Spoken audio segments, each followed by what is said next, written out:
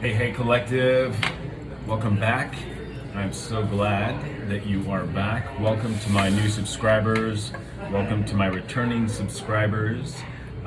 If this reading resonates with you, please give it a like so you can put your energy into it and increase the accuracy of the messages that are coming through to you. I'm using malachite oil, whose planet is Mars, the element of fire. The deity is the Hopi spider woman, and the herbs that you may want to ingest here in the near future: yerba santa, bayberry, and milk thistle. The tarot card associated with malachite is the star card, and the chakras affected are the heart and throat chakra. So I was called to do a reading after my last reading, which was about the angels and demons in our houses. We're going to do the same reading, but the theme of this reading is going to be of the Lover's card, the sixth card in the major arcana. When I got into tarot, and this will be true of everyone. Yes, the tarot's cards are have designated symbols and iconography, numerology and astrology, also tied to Kabbalah and the Tree of Life, all that good stuff, right? Well, if you are learning tarot, you should, of course, learn those aspects of the card's energy. But in the process, what Spirit will do is you'll develop your own specific meaning for the card, in addition to the base foundations of what's already in the cards and the numerology and the astrology, all right? So that's the first message. We're going to be concentrating on the Lover's card, and for me, what I determined the Lover's card to be is the marriage between not an outside person or soul in this life. The Lover's card also traditionally represents a choice that you have to make. But what I was getting from using that card and seeing that card play out is the marriage between the masculine and the feminine in you. So that's what we're going to do. We're going to take a look. I'm going to pull. I'm using the Angel Tarot deck and the Occult Tarot deck, both designed beautifully, powerfully by Travis McHenry. And I hope to remember to put the tarot decks in the description box of this reading. So, without further ado, let's pull out the cards. I'm going to start with the Angel Tarot deck, as I did in the last reading. We're going to call in my Archangel Michael to protect the accuracy of this reading. The spirit guides and ancestors, ascended masters, the celestial bodies, the goddess and god energy within the celestial bodies of our solar system to protect the accuracy of this reading and to give us the messages. This card is comprised of 78 cards, and each card is associated with one of the 72 angels. All of these angels are found within our houses. They are there to assist us. In addition, each of us have 3 guardian angels. One that guides our, I always say guards, yes, guards and guides, thank you. Our soul's progression through this incarnation. The second is to protect our morality, so that when we are dealing with this 3D world, which is pretty much controlled by darker energies of the devil, And the third guardian angel is sort of our everyday angel. My guardian angels happen to be, in that order, the Hanged Man, Queen of Swords, and the Ace of Pentacles. All right, so I'm going to choose 12 cards from this deck, angels, one for each of the house, and then I will draw 12 from the Occult Tarot, and we'll finish off with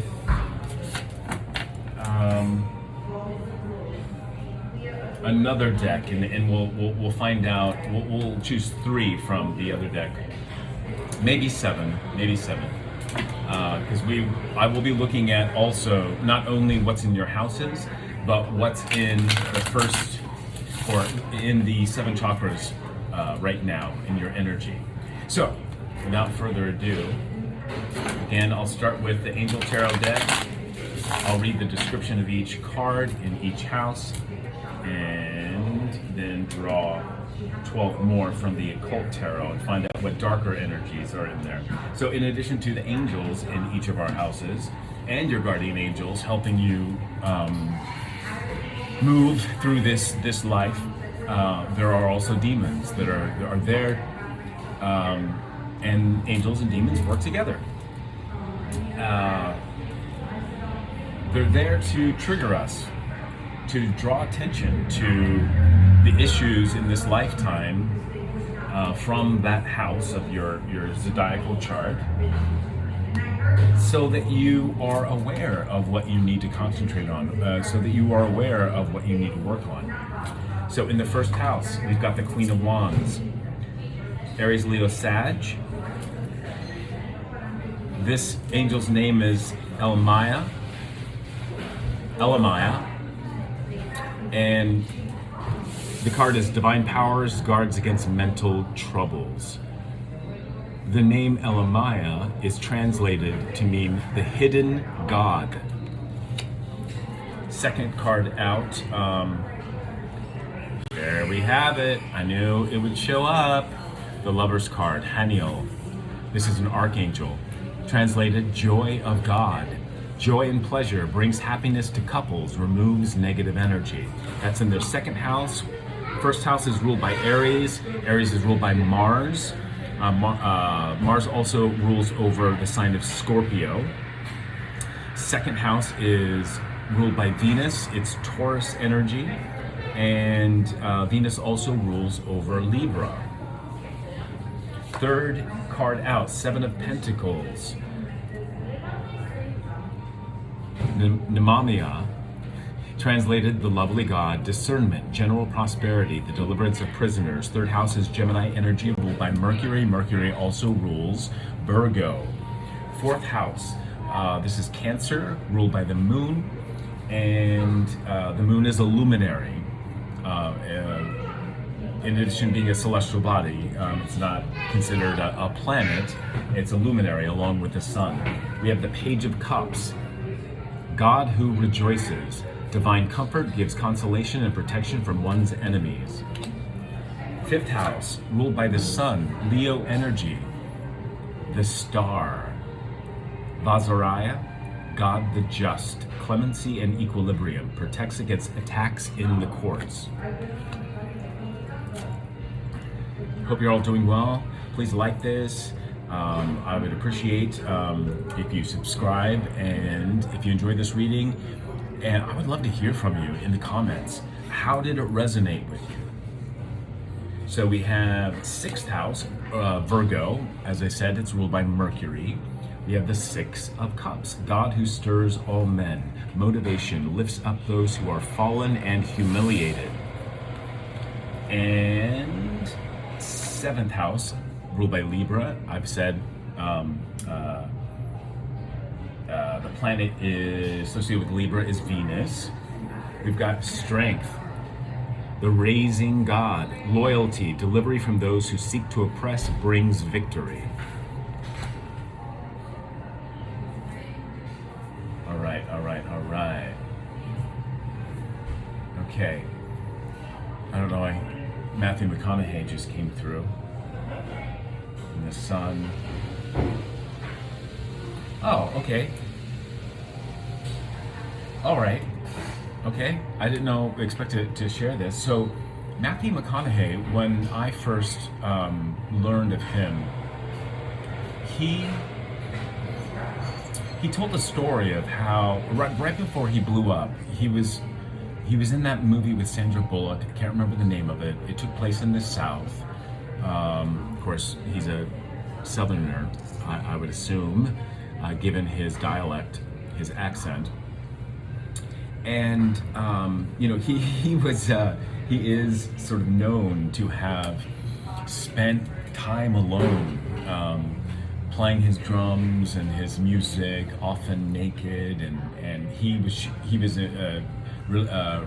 telling the story of right before he blew up, he went through this process, and it is the exact process that I've gone through as well, and many of you have, in order to marry that masculine and feminine within each of us.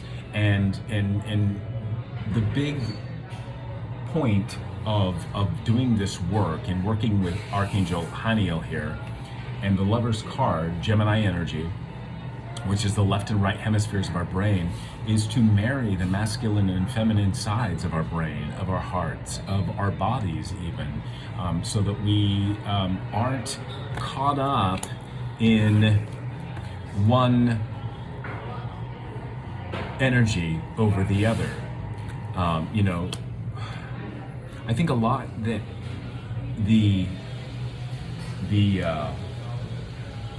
gender wars have taught us, or equal rights, equal pay for men and women, is in that failed in the 70s, did it not? And so then, what were women? What the response that I think a lot of women had in this country to the Equal Rights Amendment is to really step into their masculine energy. This was a necessary step to take, although it was erroneous. It's taught women that yes, you are as powerful and as strong as men in this country, but the role that you play is, although it's been put down and oppressed, and you felt repressed in this sex battle, it's hidden your innate, natural, very powerful feminine beauty. So I find that narcissism, which we'll talk about too, because that has a lot to do with the Lover's card and being able to marry the masculine and feminine within you, so that you can generate self-love.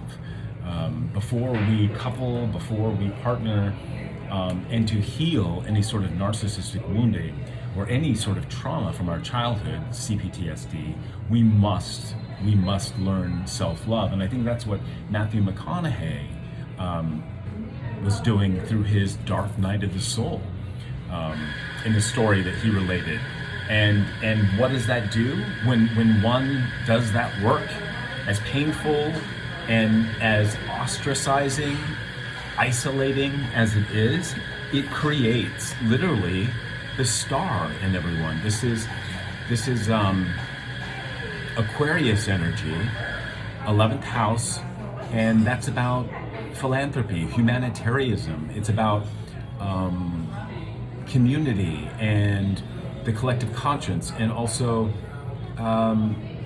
it's about loving your neighbor. But first you gotta love yourself.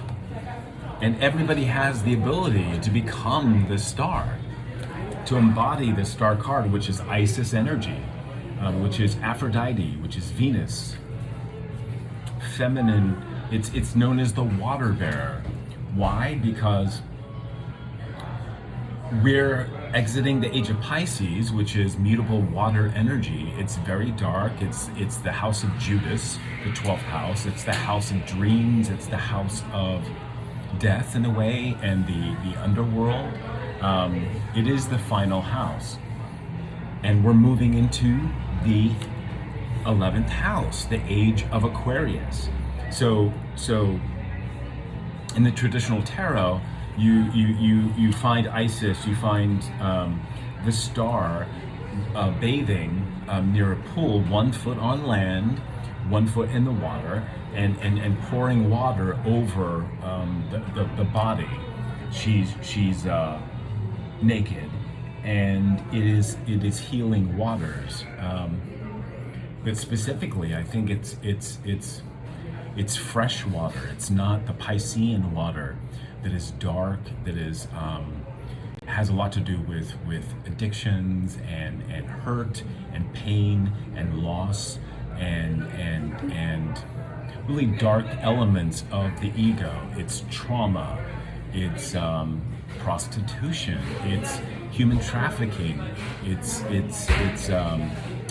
sex trafficking and the like. Just really dark elements of the Piscean age that have gone hidden, that are playing out, and that we're now healing from, or we have an opportunity to heal from. So it's the control of secret societies and world governments, local and world governments. It's war, it's death, it's famine, and destruction needed, necessary, being mutable water, to be healed and transformed as we move into the age of Aquarius, which is air energy. It's truth, it's justice, it's humanitarianism and philanthropy. We're already seeing these billionaires, Gates and Musk and Facebook, Zuckerberg.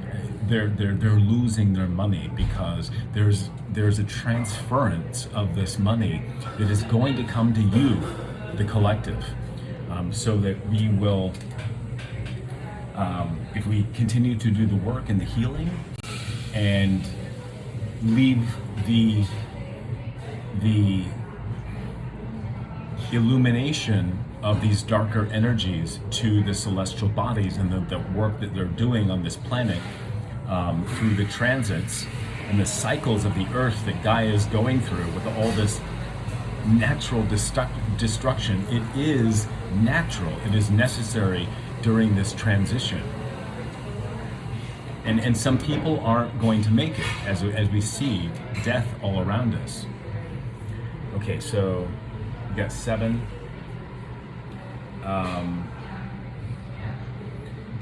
8th card out, 8 of Wands. The great and exalted God, grandeur, makes one passionate toward God. 8th house is scorpionic energy. Scorpio is ruled by Mars, and it's also ruled by Pluto. The United States right now is in its Pluto return, meaning that Pluto is in the heavens, in the spot where it was when this nation was founded. And as we know, the foundation of this United States was based on manipulation, slavery, an inherent racism, and then money, world banks, and then from that, the stock market, and then corruption. So, 9th house, Sagittarius energy. We have the King of Pentacles, the adored God. Obedience causes harmony and peace, calms anger in anyone. 10th house, which is a collective house. The first 9 are personal houses. The King of Swords, Aquarius energy, victory, grants victory and protection from lightning. 10th house is Capricorn energy, it's Saturnian energy. Saturn rules both Aquarius and Capricorn. 10th house is also the place where it's the devil card, and the devil is the lord of the gates of matter. literally the ruler of this 3D existence that we live in. Believe it, we are in a way in hell. Hell doesn't exist after life. None of us are sent to a hell. We're just sent back to Earth, because that is the true hell. If you didn't learn the lessons you were supposed to learn in this incarnation, you'll simply pass as many of these souls who are passing due to natural destruction, disasters,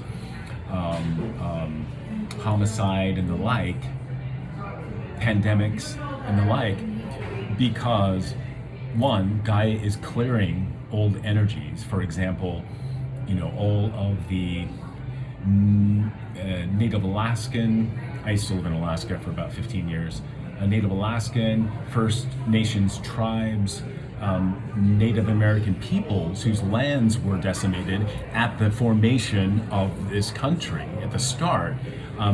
Pluto being the ruler of Scorpio and Mars being the ruler of Scorpio. We have this, and the United States being in its Pluto return. Did I mention that Pluto takes 248 years to orbit around the sun?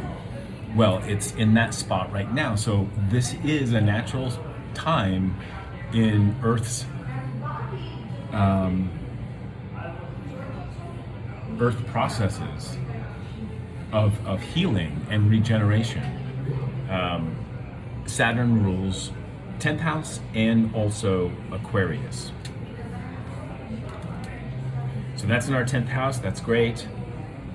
11th house, Aquarius house, again ruled by Saturn and the planet Uranus, which is a very unique planet. It's the planet of, like, Saturn and Uranus work together. Saturn is, I was about to say masculine energy. It's like father energy. Saturn is about discipline and structure and organization. Slow and steady wins the race. Doing it right the first time, if possible. If we are moving slowly, step by step, we are going to make good choices moving forward. Uranus, on the other hand, is the celestial body that comes in and just blows everything up, sort of like Pluto, but it gives a reason for it, because Uranus is very wise. It's very powerfully radioactive and magnetic. So it's working not only on the. Oh, okay, all right. Thanks, Spirit. So Saturn would work at and help the Earth reorganize in matter, in form, whereas Uranus almost works on multi-dimensional levels, because we live in a multi-dimensional universe. So what happens here is also happening in other realms, in the realms here on Earth, but also in other dimensions, because that's the way of the universe. So Uranus brings a more, I want to say feminine. I'll say feminine.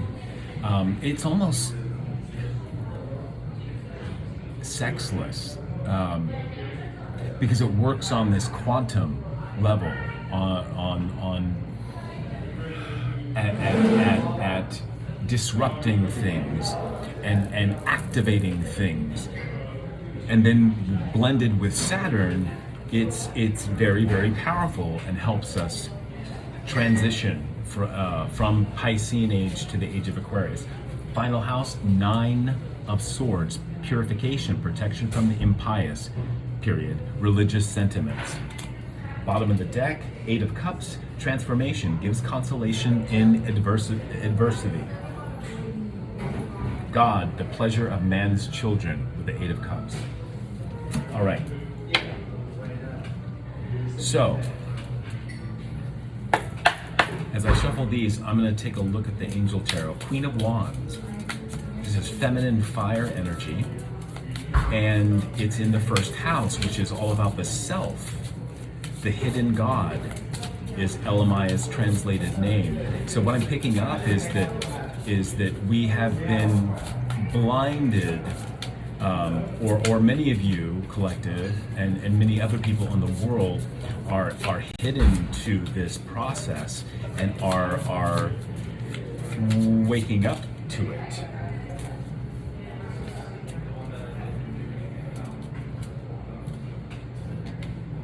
Divine power guards against mental troubles. So trust that in the self, during this time, during this process, you are protected. You've got this feminine energy of the queen within yourself, but it's Wands energy, which is fire energy. It's inherently masculine. So already we have this blending, nice blending in the self of you, collective, in your first house, where you have divine power. So you have all the angels, your personal guardian angels, working with you, guarding against mental troubles. And boy, oh boy, isn't there a lot of mental troubles coming our way? I just mentioned Uranus and talked about Uranus and Saturn. Saturn is a bringer of karma as well. Second house, the Lovers. Major arcana and a Gemini energy in your second house. That's interesting because my second house is ruled by Gemini. And as I said before the cards came out, this would be a reading about the Lover's card, the melding of the marriage between your masculine and your feminine needs to take place because it will get you to star energy. It will create self-love. And then, and only then, should we then reach out, or at that point, that's when we're able to love another, love our neighbor, and then love our divine counterpart. Allowing the universe, allowing the divine to pair us, not going out and, all these hookup apps and Tinder and dating crap, these reality shows of The Bachelor. It's disgusting. Allow your angels to first help heal you and create that self-love within the self, and then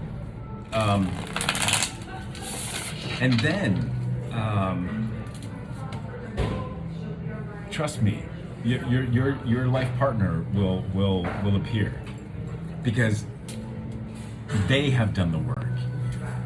The divine will not pair you with somebody who hasn't done this work. It's very magnetic, like Uranus energy.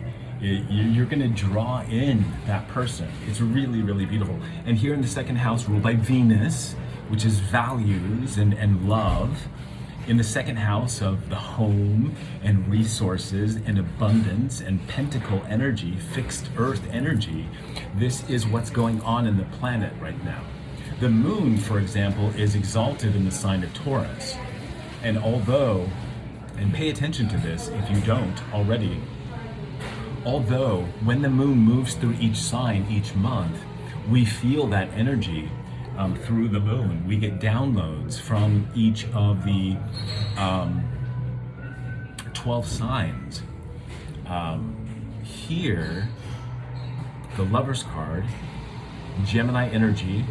Gemini is ruled by Mercury. We're literally getting messages, and those messages are being felt and manifested in the physical 3D world of fixed earth Taurus energy.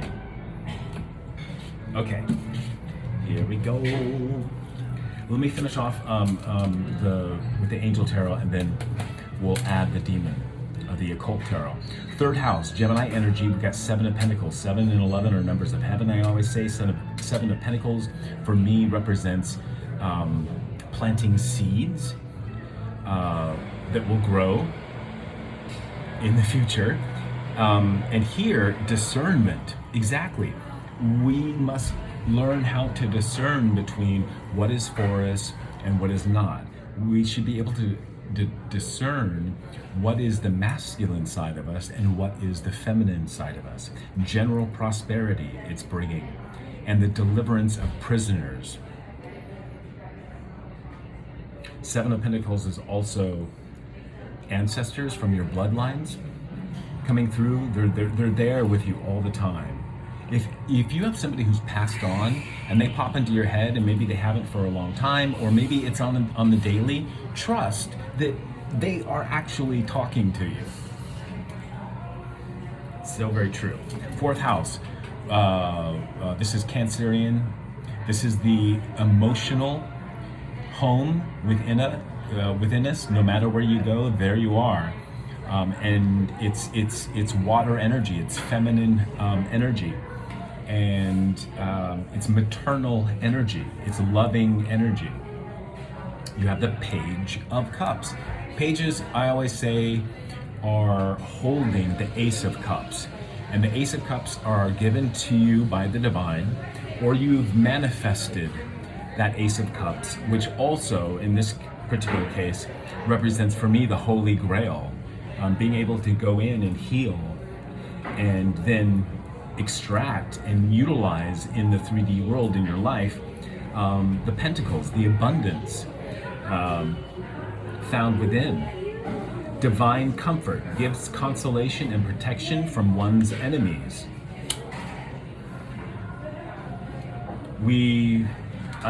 Is the moon still in the sign of Cancer? We just went through a full moon, and as we know, research shows we're all very emotional during a full moon cycle. This is the first of 2023. It's called a wolf moon. And come on, Spirit. Mercury retrograde. My devices are running slower. We've moved into Leo, which is the next house, the fifth house. So the moon is now in Leo, but it was in Cancerian, in the sign of Cancer. Page of Cups, Holy Grail, healing, nurturing of the self. Now we moved into, the moon is in Leo, and we have a major arcana, the star, Aquarius energy, clemency and equilibrium, protects against attacks in the courts. So some of you, this is very, very specific, it's not for all of you, in the 3D world have been judged, or because it's the star, you've been judged to be opposite of the star. So somebody who is struggling with addictions or just generally unwell, 339 as I said that. And it's in the fifth house, which is Leo energy ruled by the sun. The sun is a star, and it's all about the ego. It's all about the ego and the energies that we entertain into us, including the entertainment industry. I have a video, check it out on my YouTube, where I talk about my experience dealing with Hollywood. I'm a Juilliard graduate who I'm still being pursued by people in Hollywood because I walked away from it, just instinctively knowing, or I was guided to years ago, because it's just filled with narcissism and people who are unhealed, with sex addictions of all kinds. And they're also, especially the Leos, in my particular experience, it's no coincidence, Leo, the fifth house rules over the entertainment and Hollywood. They're obsessed because they themselves are unhealed. And when they encountered me, somebody who naturally was sent to this earth to teach people how to heal their ego and the narcissistic wounding that I endured as a youngster. My mother was a Scorpio who had a really hard life and didn't heal. Although being a Scorpio, that's a natural element that you have. And if you sit and become cold, like fixed water energy, and don't step into Piscean energy, which is mutable, or take on Cancerian water energy, which is initiating, you're just going to be stuck, my dear Scorpios, and you won't heal, and you will waste this lifetime, and you will pass this lifetime, and you will have to come back in another incarnation and repeat the same damn cycles. Truth. Speaking of Scorpio, in the 7th house, which is all about, in the 6th house, which is Virgo energy ruled by Mercury, 6th house is about the mind, emotions, or thought and emotions, and how they manifest into the physical body. You have 6 of Cups, Scorpionic energy. Motivation lifts up those who are fallen and humiliated. I think a lot of Scorpios feel like they've fallen and are humiliated. So, to you Scorpios, or anybody who has felt like, I don't know how to do this, and my life has been so hard, and I feel so much, what do I do about it? Look to your 6th house, and then, which is mutable earth energy. It's like, I describe Scorpionic energy as somebody who's low vibing, right? Somebody who is really stuck in that Scorpionic energy, as sitting at the bottom of the Mariana Trench. It's dark, it's really cold, and you have the weight of the world's oceans on you.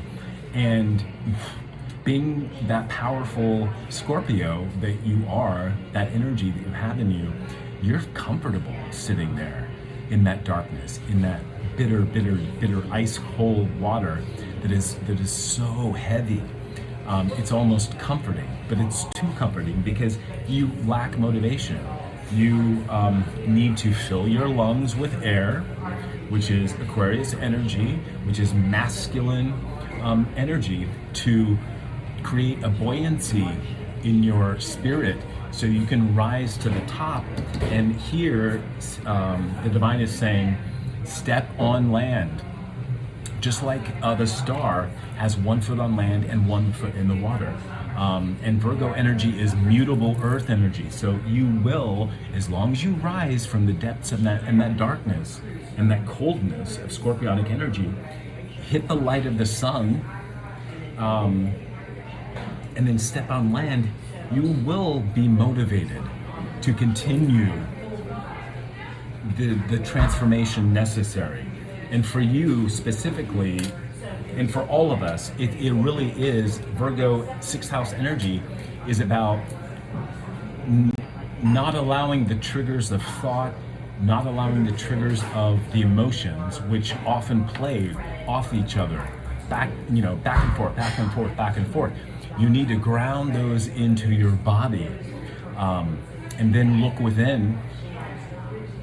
Oh, another message that I get for Scorpios, that I've given to Scorpios, that I've attempted to heal, is you need to get outside into nature, ground yourself, walk barefoot, get massages, run, work out every single day.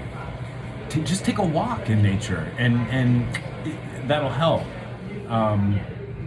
It'll help you, motivate you, your spirit, your body, your mind, and and it'll break up the ice cold. This is like a ice fist or block. that you're in, it'll break that up. So you can feel motivated. You won't feel so constricted. And that movement will put you in your body and it'll ground you to Mother Gaia. So that's Six of Cups is unconditional love, which comes after the star. Seventh house of our of relationships. You know, because sixth house, once we understand Virgo energy and get control over or feel comfortable navigating all those three energies, the mind, the emotions, and in the body, then there's a great strength that comes to all of our relationships. Not only, first and foremost, the relationship to self and spirit, but also the relationships that we have with other people. It's Libra energy, Venusian energy, again, in the seventh house. Here, Hakamaya, loyalty, delivery from those who seek to oppress. I've been talking being oppressed or repressed with Scorpionic energy. It's bringing victory. And here, the Strength card is Leo energy, and it's a lot about the ego. So, the healing energy of the star in our fifth house of ego, here in this reading, brings unconditional love into our relationships, but with self and with others. And fifth house ego, sixth house, Six of Cups, unconditional love of self, and then that gives us strength and a good healthy ego that we can then couple with people. The raising God. Did I not talk about Scorpionic energy, Six of Cups energy, being at the Mariana, bottom of the Mariana Trench? Fill your lungs with air, masculine energy of truth, justice, clarity, and enlightenment and healing with the star.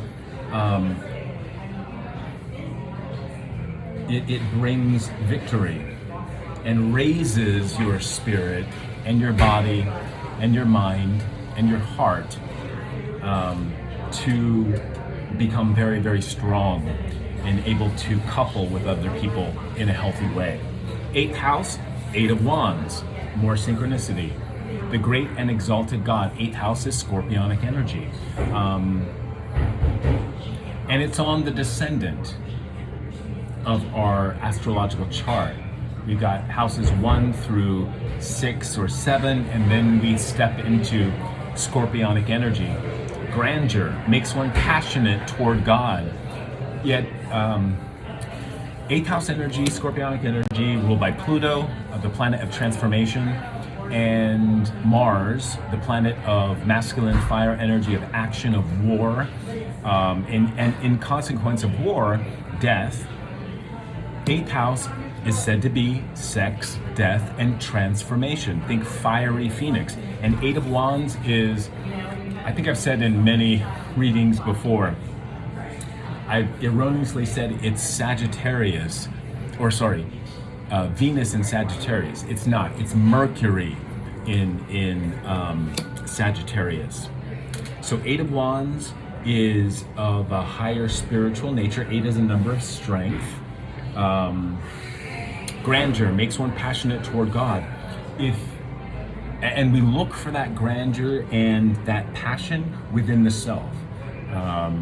So again, think fiery phoenix. The eighth house is about where we take our relationships of the seventh house, and we go inward to create trust, loyalty, and love.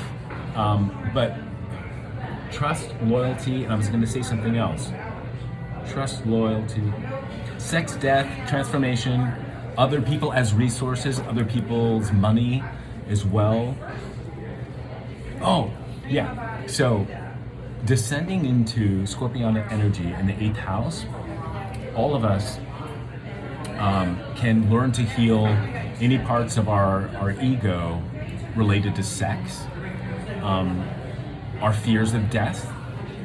We can transform all of that energy and create a very healthy sense of intimacy with oneself, which allows one to become intimate, to become loyal with another person.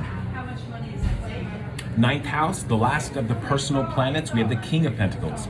First house, we started with Queen of Wands, and now we have the King of Pentacles. I like this. This is, the King of Pentacles and the Queen of Wands would be an awesome pairing, because I always say that, or I feel and I know, I believe that fire and earth are master manifesting elements. And if you have those two in balance with the Lover's card, you can manifest anything you want in this lifetime, in this material world, on this material plane. The adored God, obedience, causes harmony and peace, calms anger in anyone. Exactly. Queen of Wands with the mental trouble and divine power, paired with your masculine sense of being obedient and that very nurturing, because King of Pentacles is Taurus, Capricorn, Virgo, and Taurus is ruled by Venus. This is the home, this is values, this is Pentacles, which is abundance. That masculine King of Pentacles, if it's ruled by Venus, there's a nice mix of masculine and feminine, just like we saw with a nice mix of Queen of Wands, which is feminine, with fire, which is inherently masculine. So we have a nice blending of really balanced lovers in the pairing of the Queen of Wands and King of Pentacles, who then, as a couple, can manifest anything that they want, producing beautiful children for this new earth.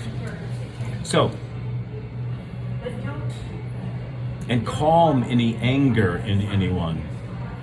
And the Queen of Wands can guard against mental troubles. So in the collective house, I got the King of Swords, Aquarius energy. This is 10th house, ruled by Capricorn, but Saturn rules Aquarius and Capricorn. Victory, grants victory and protection from lightning. Lightning would be mental troubles. It would be the lightning that we see in the Tower card. I won't be surprised if the Tower card appears in this reading. Tower card in the last reading was in our first house during this last full moon in Cancer, where the messages that came out of that reading were about don't lash out, we're all going to be feeling the emotions from this full moon, as we do each and every time. I mean, just look at all the research and the data showing that there's a lot of conflict, there's a huge increase of accidents and also police reports, fights, conflicts. That is lightning energy, tower energy. In the traditional tarot, the tower is struck by lightning, flames start erupting from the tower as it crumbles, and people are falling out of it. The tower represents a change to our foundations, both here on earth, but also within the self, in the spiritual self. So you have Aquarius energy or Libra, Gemini energy in the King of Swords, masculine with King and Air energy in the 10th house, in the world. And we do live in a patriarchy, do we not? Think of all the world's religions, which are mostly masculine.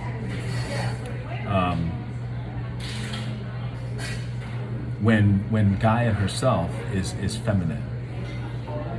And before religion that came about in the age of Pisces, everybody knew that God was essentially a woman. That going back to what I said at the top in describing the Queen of Wands and the Lovers, and the nature of the Equal Rights Amendment and how women have stepped into masculine energy, that's not their place. The place is to be the powerful, creative, nurturing, healing energy of the feminine.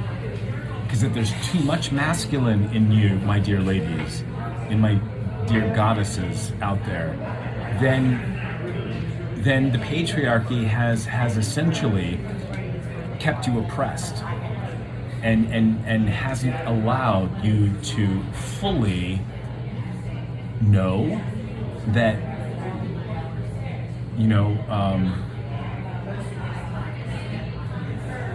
women were venerated. They were placed on a very special pedestal because everybody, man, comes from women.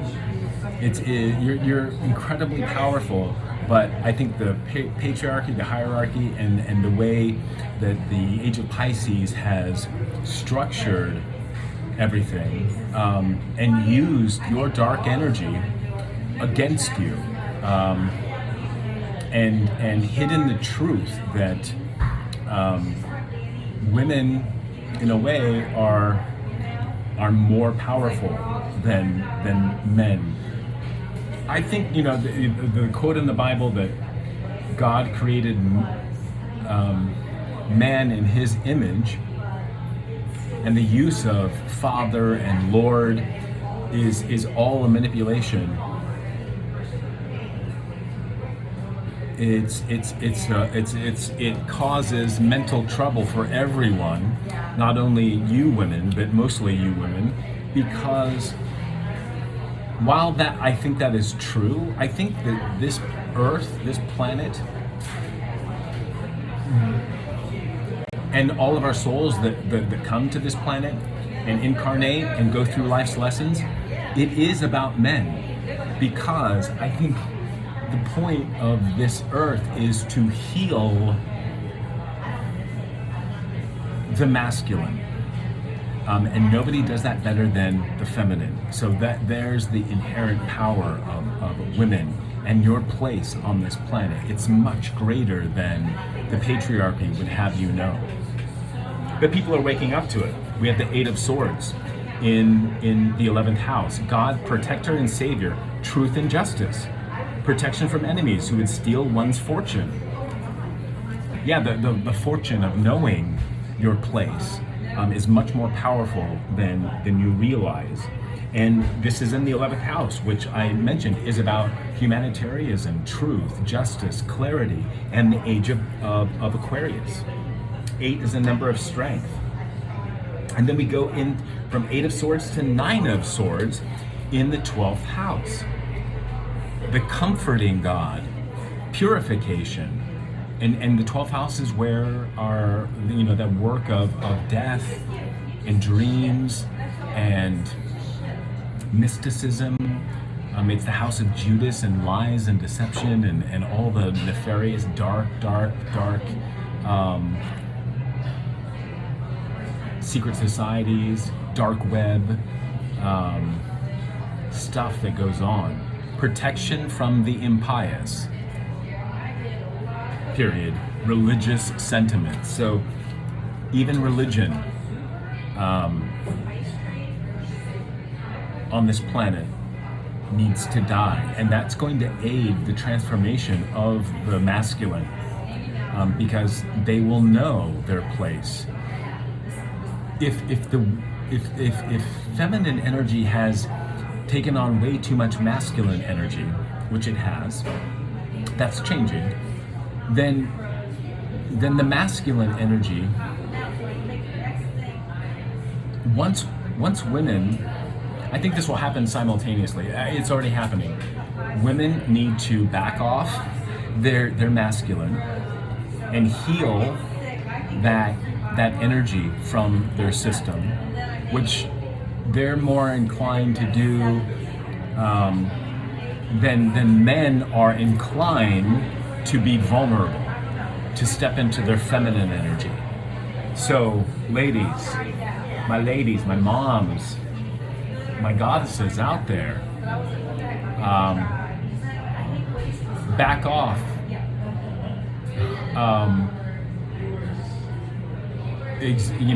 Putting out there that masculine energy that you may have been forced we're tricked into stepping into and being in,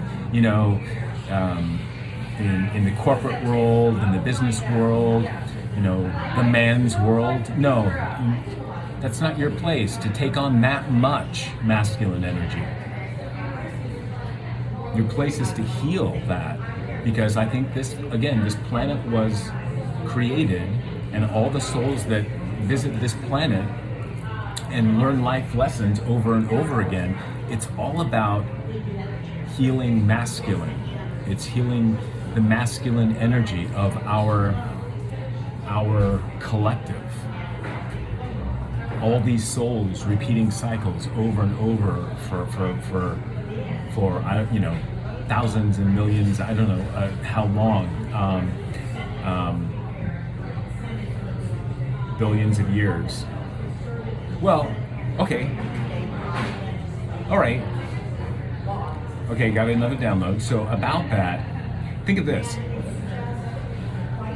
Archaeologists, anthropologists will tell us that, scientists tell us that man as we know them, Homo sapiens, have been on this planet for, I think the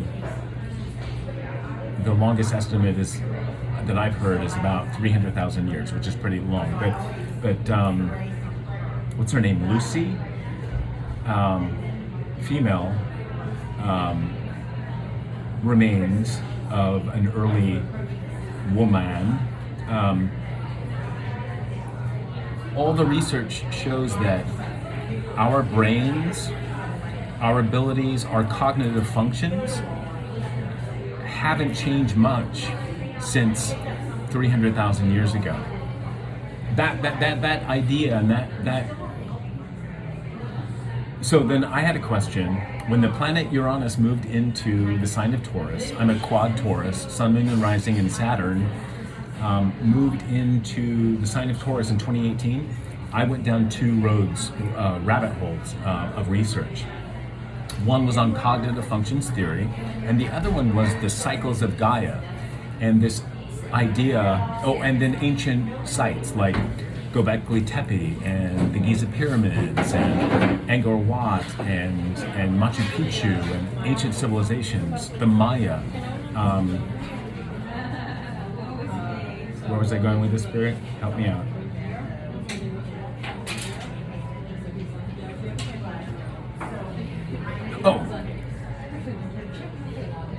For as long as, the question on my mind was, okay, if our brains and our cognitive functions and even our knowledge hasn't changed much, in other words, 100,000, 200,000 years ago, there was a population that lived on this earth that was there before the flood, before a comet or a meteor wiped out 80% of life on this earth. My question is,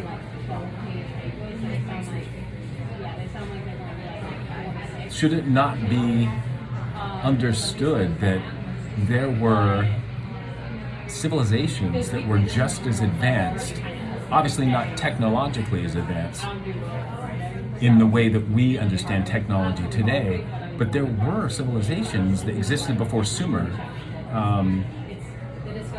that were advanced because they had the same brain power as we have now.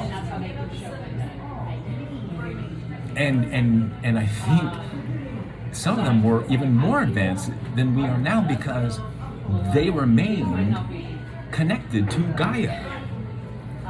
The lovers in the second house, which is Taurus energy, fixed earth energy. Druids, Celtics, just all the peoples of the earth were hunter-gatherers. But even before hunter-gatherers, there were peoples who built the pyramids, I believe. I think they happened before, or they were built before the flood, or the technology to build the pyramids which are an impossible feat today. We cannot produce these ancient megalithic sites today. We cannot. With all of our technology, we cannot. They are so accurate.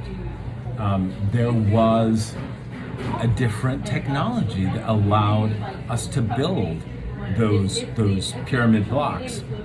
And the pyramids, I think probably with sound and vibration, possibly those parts of these ancient megalithic sites were actually produced in situ, meaning there on the spot. They weren't necessarily brought from a quarry.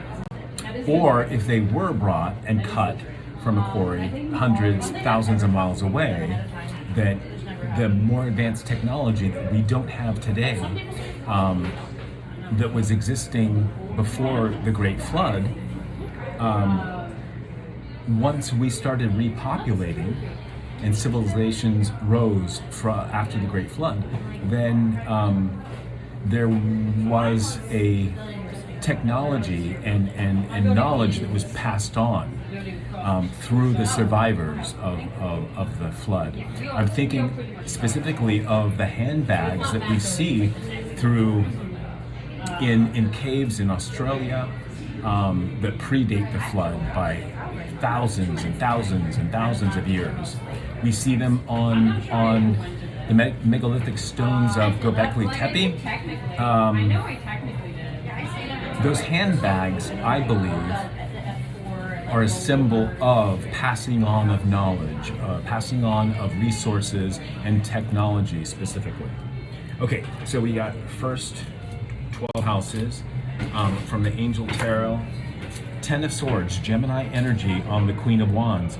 10 of Swords is a death to the ego and specifically of the mental processes. Here, with Malphas, builds houses and high towers, destroys an enemy's thoughts and desires and all they have built, gives good familiars. Queen of Wands, which this angel and this demon are paired, divine power and guards against mental troubles. Here, destroys an enemy's thoughts and desires and all they have built. So that's what's currently going on in your first house of self collective, is this ego death. But also Gemini energy, 10 of Swords energy is bringing you enlightenment through this death process. Second house with the Lovers and Archangel Haniel, you have the Star. Did I pull it out in reverse? All right. Can cause love or hate, can make one ignorant and without sense, delivers familiars from other magicians, and can move one from place to place. 10 of Swords and Gemini also represents the Magician card. Delivers familiars from other magicians. So paired with the Lovers, Gemini energy, and then the Star of Aquarius in the second house, fixed Earth, Taurian, Venusian energy, I see a transformation and healing of the masculine and feminine, healing on Earth that we're all feeling because it's Earth energy. Seven of Pentacles, third house, Gemini energy, Mercury energy, Ace of Cups. This is my holy grail. Teaches philosophy and the uses of herbs, heals all diseases and disorders, brings good familiars. Again, we are in this death and destruction and passing of our familiars and people on this planet. There is a rejuvenation, a natural rejuvenation and cycle of life that our ancestors in the Seven of Pentacles energy are telling us. Also, when we go in and do the healing, marrying the masculine and the feminine, we can drink from the Holy Grail. It teaches us philosophy and the uses of plant medicines and herbs that ancient civilizations utilized to heal. And we're now discovering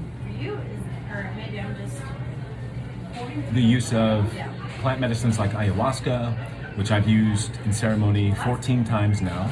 14 also coincides with the temperance card, which is Sagittarius energy, ninth house energy of the higher mind, learning, philosophy, religion, and whatnot. So that's going on, a rejuvenation and a rebirth in your third house of the mind, the marrying of the left and right hemispheres of the brain. Fourth house, Page of Cups, we have Eight of Swords. Second time we've seen the Eight of Swords. Here, kills by drowning and can sink ships, controls the seas and the winds, will spare any life by request. So this Page of Cups, which I said earlier, the page is carrying the Ace of Cups. I said the Ace of Cups is a holy grail. We see it right before, given to us by our ancestors in the third house, through our mind, through our thought, and the marrying of the left and right hemispheres of the brain. Eight of Swords, in the traditional tarot, is a card where we purposely put ourselves blindfolded, surrounded by these 8 big-ass swords of thought and mental stress and conflict, usually from other people, or that we feel in the 3D world, from our familiars, from enemies and whatnot. We see a rejuvenation and also a controlling. When we learn to gain strength, 8, in our mental faculties by doing the shadow work. This is also my shadow work card. 8 and 9 of Swords is shadow work. That's the work that you do in the Dark Night of the Soul. Matthew McConaughey. Also, Dark Night of the Soul, ego death processes. There's a rejuvenation given to you by the divine. Or, no, at this state, in the 4th house, which is Cancerian, which is the moon, through this last wolf moon in Cancer, if you follow the advice from messages received in my last reading, which was all about addictions and relapsing, and what this full moon brought us, which was possibly a lot of emotions, and we're still feeling its effects because it usually takes about 3 or 4 days after a full moon for us to leave that energy. I feel and see a lot of you are still in that, so take advantage of the message in the last reading was don't lash out, trust that your guides will take care of your enemies, and trust that the inner work that you do, that was the main message. Don't let these emotions that are being stirred up by this full moon energy, don't take that energy and put it out there in conflict with other people. Don't lash out, and don't react, certainly. And when conflict does happen, inevitably, familiars come to us, friends, family, enemies, wanting that conflict because they haven't been able to go inside and control their own weather of emotions, their own seas and winds of emotions within themselves. They're going to want to start a fight. The advice here is that you, having healed, if you don't lash out, you'll be better able to respond or say nothing at all when you are in conflict with people. 5th house of the ego, Leo energy, Sun energy. We have the devil. All right. Makes one worse off than ever before, tricks mortals into being bound, accepts child sacrifice. So yeah, the angels are there to protect us, to help us heal, and point the way, and guide us. And the devil and his minions are there to trigger us, to trick us into reacting. Don't react. But it's necessary to have that balance. And you have that in the 5th house, this healing star energy, and you also have the devil energy. Here paired, This is a contract with star energy. This is a contract. In the last reading, I also explained that the reason why Yahweh, Allah, God, didn't destroy Lucifer and the angels that fell is because they can't destroy themselves. Lucifer was one of the closest angels to God before his ego. He developed an ego and narcissism and anger and conceit separated. God's like, okay, you're still part of me. I created you. I'm not going to destroy a part of myself. I don't need to do ego death work. But knowing that I am the creator of the universe and of the planets and species of planets, on planets, I am going to create a system where angels and demons will work on and with my children so that there is purpose to this life. And that's what it is. It's to work out the angel and demon energy in each of our houses. So get your charts read, get your numerology calculated, get someone like me, an astrotheologian, to look at your chart, and someone like me who's an MBTI Certified Practitioner and a Neuro-Linguistic Programming Practitioner. We're the new healers of the new earth. We're the creative artists and the new psychologists and spiritualists of the new earth.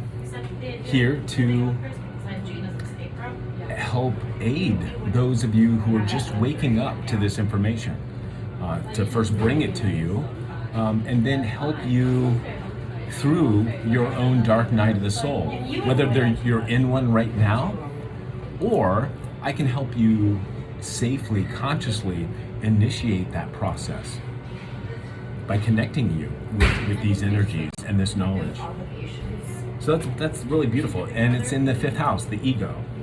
6th house, Virgo energy, mind, emotion, body connection. We've got 6 of Cups, Scorpionic energy, and we have Ace of Pentacles, a new start on this earth. This is Virgo energy, this is Taurus energy, and I mentioned is one of my guardian angels. Gives all worldly power and treasures, makes one rich quickly. Isabella's perspective on this is interesting. If you all sign up for my services, I'm offering, we're talking about the 6th house, for $66. We'll meet for an hour. I'll do a reading, I'll throw cards, but I don't really need the cards. You can tell me what's going on in your life right now, and I can help you initiate that dark night of the soul, or I can help you navigate these energies by providing more knowledge. But also, I get messages. If you just open up and tell me your story, because I've been through it, through many incarnations on this planet. I've lived many lives. So I know how to help anyone at this point. For $66, an hour together, you send me certain information. I'll look at your chart from an astrotheologian's perspective. I don't consider myself an astrologist, but I know a lot about the planets. And of course, I'm NLP and MBTI certified. So we'll talk about your cognitive functions. If you know your MBTI, even better. We'll calculate your numerology as well. So, 6th house, 7th house, you got the Strength card from the Angel Tarot, and you have the World, Capricorn energy. Makes one skilled in labor and crafts, increases knowledge of philosophy and science. It's what I just said. Friend to friend, human to human, I'll be able to educate you on what's going on in your world right now, that is going to make you and help the work that you're doing, because I am a skilled laborer and crafter, and I'm going to increase your knowledge of philosophy and science at the same time. Awesome. Eighth house energy, Scorpionic energy. You have the Eight of Wands, which I said is Mercury and Sagittarius. You got the Empress, card number 3 in the major arcana. Procures the love of a woman of any age, tells where treasures are hidden, tells of the past, present, and future.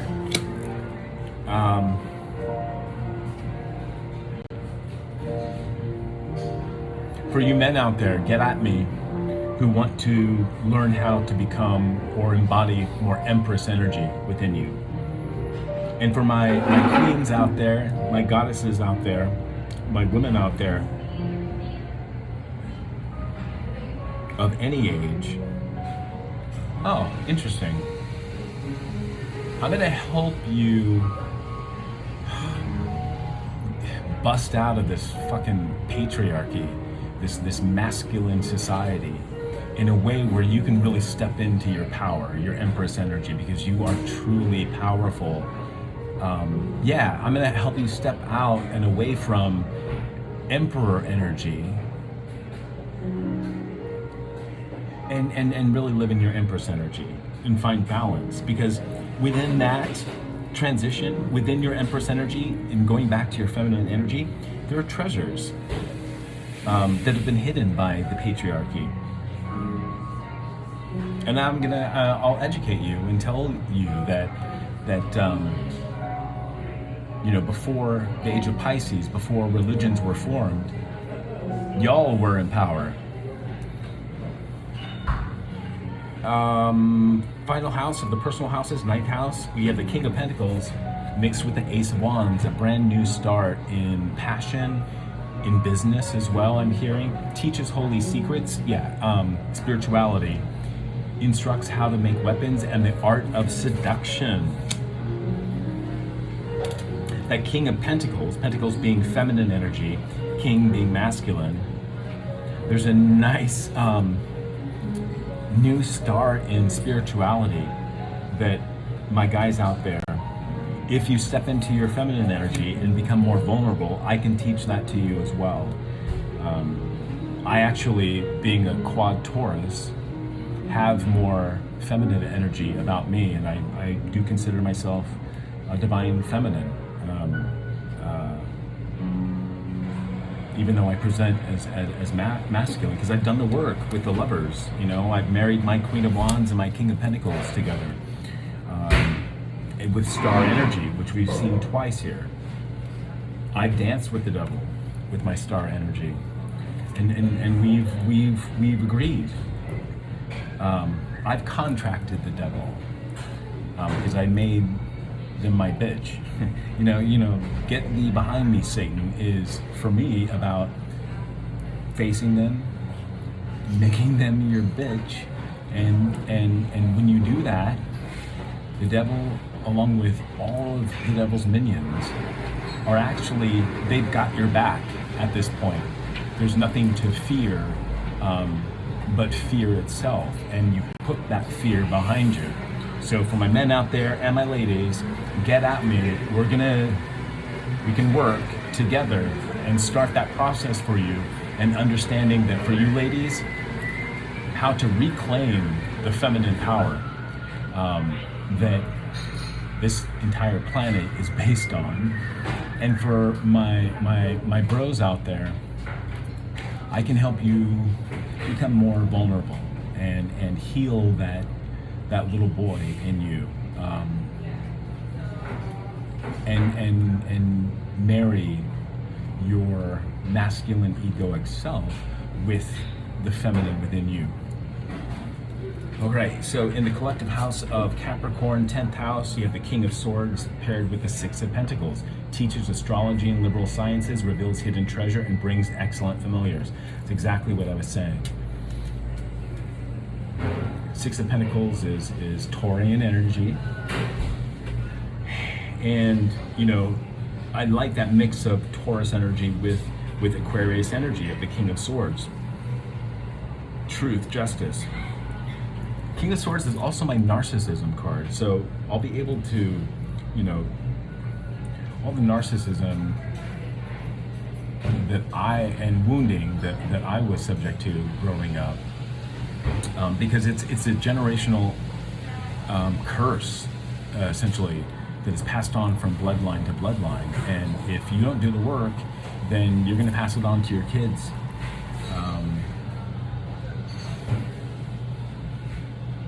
Or if let's say you are a parent already and your kids are young, there's still hope for you if you become cognizant of this process. You as an adult right now, male or female, can break those generational curses of narcissism that is just pervasive in our world, and it'll stop. It won't be passed on to your kids, because your kids will be looking up to you, and they'll see the work that you do. They'll see daddy be vulnerable. They'll see mommy, when necessary, be that ferocious mother bear energy, but it still remain a mother at the same time. A beautiful blending of the masculine and the feminine. 8 of Swords in our collective house of Aquarius. 10 of Cups. This is community. This is creates love between man and woman, creates thunder and great storms, gives answers on divine secrets. In order to get to the love between man and woman, you really have to do the work, and that creates storms, and there's destruction, as Gaia is doing right now. This is Piscean energy. 10 is a number of completion, and Gaia has just started the completion process, because the 10 of Cups is also, it's our wants and our values as it's connected to material gains or wants or needs in this 10th house, Capricorn, Lord of the gates of matter. So in the material world, it's our wishes, what we want. Sometimes, you know, that can be of a narcissistic nature, you know, those needs and wants can come from Piscean energy that is, it's almost like we're blind to a healthy emotional connection to ourselves. And if it's not healthy, then everything that we want and desire through those emotions is corrupt. It's going to bring us devil energy. And the 10 of Cups is here underneath the star and the devil card, 8 of Swords, and then you have the 10 of Cups. So there's synchronicity here. Final house, 12th house of Pisces, house of Judas. 9 of Swords from the Angel Tarot here, 4 of Cups. Steals or fetches anything requested, including money and horses. Reveals secret things, brings questionable familiars. 4 of Cups is Cancerian energy. And here with the 9 of Swords, which is Gemini energy. 9 of Swords is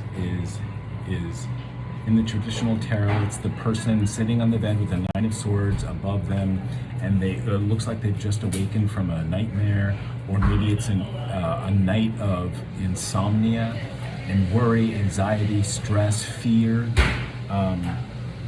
But 9 of Swords is also the realization, waking up to the realization that I'm actually responsible for my own healing. I'm actually responsible for taking control of my thoughts, and also paying attention to your dreams, because in my last reading I talked about how I believe every night we die, in effect, we travel with Anubis to the scales where our heart is weighed against the feather, and Ma'at and Sekhmet judge us.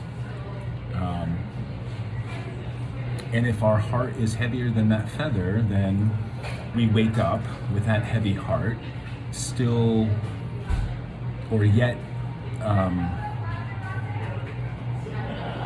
charged with lightening that heart, getting rid of that heavy negative energy of fear and anxiety and of anger.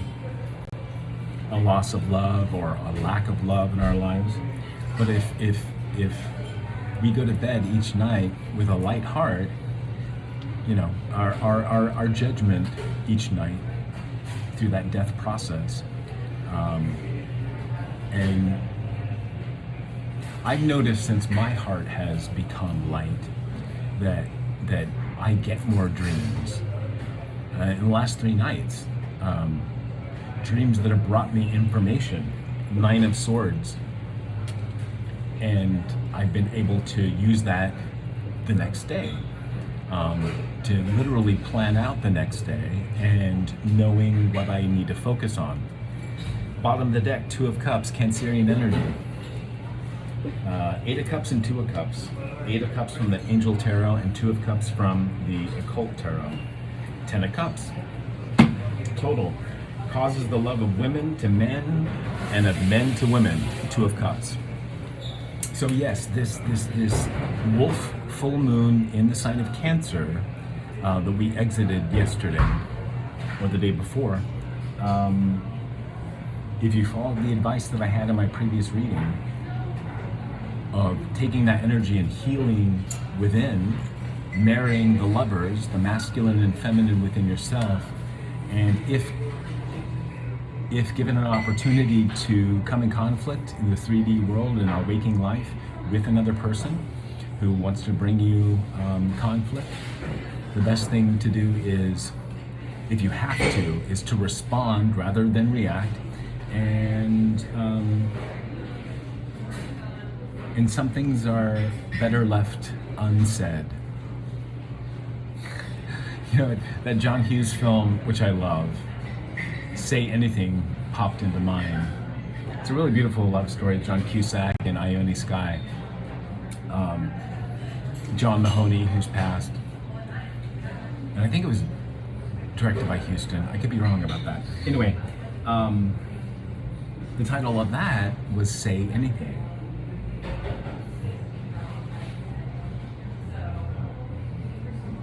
Peter Gabriel headlined it, or that song, In Your Eyes. He was playing on the boombox. He held it above his head.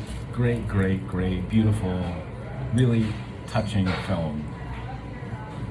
But very much, I think it was produced in the 80s or 90s, and when we go from 8 to 9, we go from 8, which is egoic, and the 80s were very flashy, very superficial.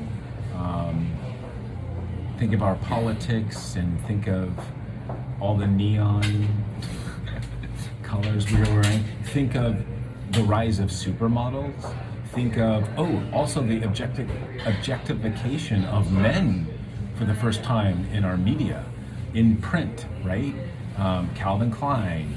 Now I'm thinking about Balenciaga and the recent, just so, Epstein and the 80s was very consumer-ish.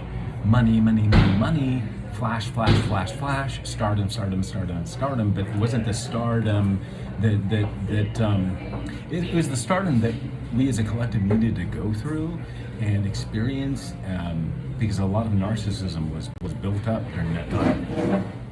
So now it's a different type of stardom that we all should be reaching for. Okay, I said I'm going to pull 3 cards. I'm going to choose the Magic of Marble. Magic of Marble. Why'd that pop out? Marble.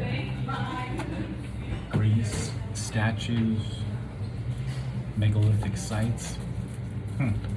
Marble. I learned to play marbles in the 80s. All right, I'm going to choose 3 from the Magic of Marvel. 3 cards of action. 3 cards of advice. 3 cards pertaining to this reading for the collective. I hope you're all doing well. It's a beautiful day where I am. A bit chilly, but still sunny out, blue skies. Reminds me of fall in New York.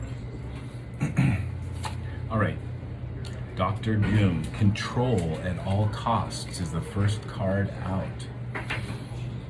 Ooh, then we have the Hulk, think first, smash later. Third card, Spirit, third card.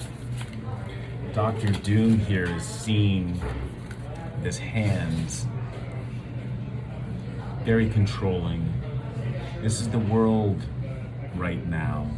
And being a doctor, masculine, I've mentioned and talked about patriarchy and how it's controlled our thoughts and our energies. And all of us as a collective for far too long. So long as we move into green energy, which is heart chakra energy. Heart chakra is also air energy, Aquarius energy.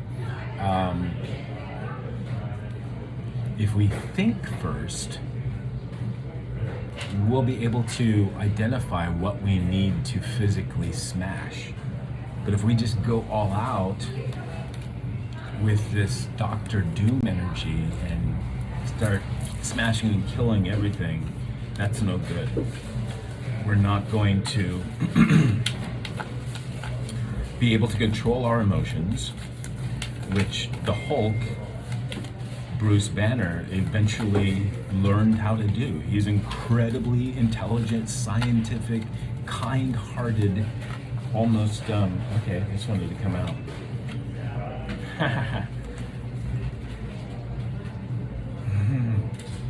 All right. Okay. Third card out. Oh, let me finish my thought. Incredibly scientific, very soft and gentle, until his anger, his emotions were triggered. Did he then become the Hulk? Triggered by this masculine sense of control, this masculine, I'm Bruce Banner, I'm a man, so I need to be hard, but that's not my nature, that's not my true nature. I'm more in my head, which is air energy. And he wasn't in his ego, or his ego had been so beat up that he was almost too much feminine energy. So the universe tapped him with this uncontrollable masculine destructive energy that he eventually learned how to regulate. Third card out, Hawkeye. I know the actor that played Hawkeye was recently involved in an accident from which he's recovering. I wish him all the best, Jeremy Renner. Ready, steady, go. So this is clearly saying that ready, steady, go to my website and get my services. Book me for an hour, and we'll get together. Like I said, it's only $66. It's a great time, and I enjoy sharing that. And this also, first and foremost, means I think you collective, if you've taken the messages that resonate with you, you're ready, and you have a sharp eye for the direction that you're headed, so you can hit that bullseye. Also, going back to Jeremy Renner, he first became popular in Catherine Bigelow's Hurt Locker.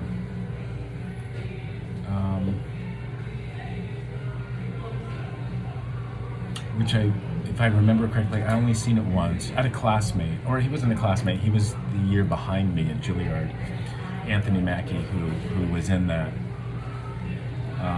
And at the time I had left Hollywood because I just, it was just replete with narcissism and addictions that I wanted no part of. I had my own healing to do in those areas. So, so when I was watching it and seeing Anthony up there, he's a sweet guy. We spent a summer together in what was essentially a Juilliard summer camp called Chautauqua in upstate Eastern New York, Western New York. I just didn't. It's interesting, having left I was triggered by seeing him in that film. So there's a a vulnerability that I'm sharing with you now that envy or jealousy or whatever triggered me, but I knew as soon as it triggered me that not that it was wrong, there was a reason behind it, and it was one of my demons tapping me on the shoulder saying, "Hey, what's up? How do you feel about this cat starring in this Oscar-winning movie?" I think it was the best picture of that year. If not, it was certainly nominated. I was triggered by that. Jealous, envy. But once I stepped away from Hollywood, I already knew that I was on my healing journey. I didn't know how, but I knew that I had to pay attention to every single fucking trigger in my life because it meant something. And now that I'm reading cards, now that I'm an astrotheologian, now that I know how to work with angel and demon energies in my life, I teach it to people so that they can get rid of these demons, or at least learn how to subjugate those bitches and have them work for you. One last message that's coming through: all you people who have been sending me bad energy, you know who you are. People from Hollywood, and people in my immediate life who see and feel my light.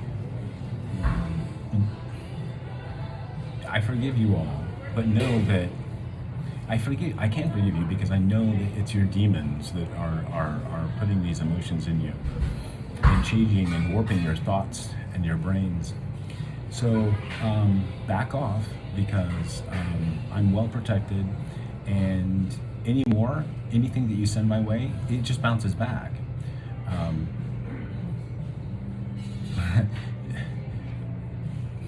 Pretty much all the demons know who I am, and they respect me,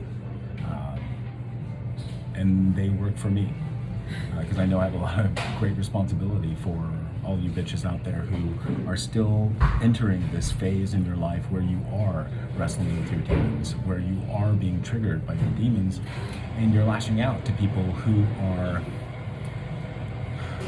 just mind your business, because it's your business. I don't care what you think about me, because it's none of my business. And likewise, what I think of you is none of your business. I just told you what I think of you. I think you're a human fucking being who's wrestling with demons. But you have, at this time on this earth, a duty in this incarnation, in this lifetime, to heal and take advantage of people like me, light like me, but in a positive way, should you choose. So back off, or you're just at this point projecting anything that triggers you about me. It's you. It's something that is actually within you.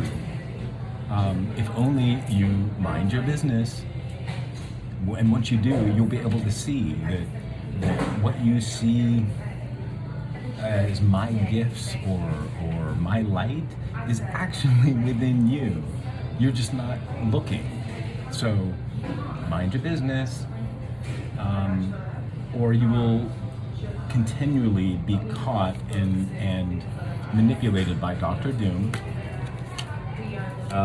You will not think first.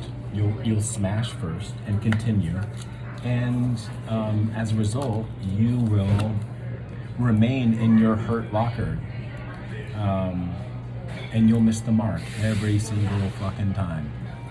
All right, I'm going to conclude with Miss Marvel on the bottom of the deck. I am part of something bigger. Ain't that the truth? All right, signing off. Please like, subscribe, comment. I'd love to hear comments on this video. Share it to all your social media if it resonated with you. Or even if you don't, if you think this is such bullshit, or you're highly skeptical of it, and you want to send to a friend who thinks and feels like you do, please do. Let's trigger you all, because I promise you that will start to break up. If you are truly in disbelief of this, share it and see what sort of reaction you have from your familiars. Maybe you're missing the mark.